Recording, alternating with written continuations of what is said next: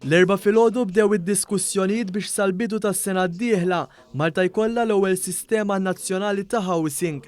Madwar 50 imsieħeb li fost l-oħrajn jinkludu akkademiċi mill-Università ta' Malta u l-Assoċjazzjoni Maltija tal-Iżviluppaturi inġabru fuq mejda waħda sabiex jiddiskutu it-temi ewlenin ta' din is-sistema fosthom l-effetti reali u tanġibbli li din se jkollha fuq il-ħajja tal-Maltin u l-Awċin.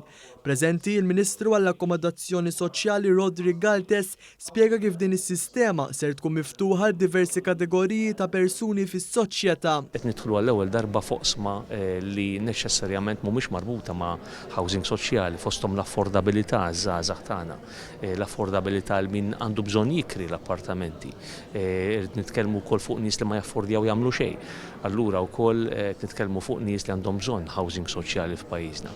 Dan kollu ser ikun mhux biss parti mill-investiment li qed jagħmel il-Gvern, imma qed inħarsu fit-tul biex pajjiżna jkompli avvanza ekonomikament.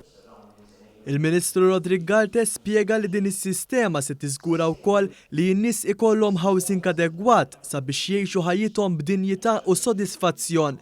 Dan kollu qed isir proprju fi żminijiet li pajjiżna għamel avvanzi kbar u importanti f'dan is-settur iżda ġie spjegat li dan ma jistax jieqaf hawn għax mhux biss irid jaqti l-bżonnijiet tal-ġenerazzjoni preżenti iżda jkun hemm għal dik futura. Il-konsultazzjoni għal din is-sistema ta' housing f'Malta ġiet estiża wkoll ma' professuri barranin b'esperjenza vasta fit-tfassil tal-politika tal-housing fosthom id-direttur taċ-ċentru tal-politika tal-housing fih dan l-Università ta' York, il-professur Nicholas Pleece.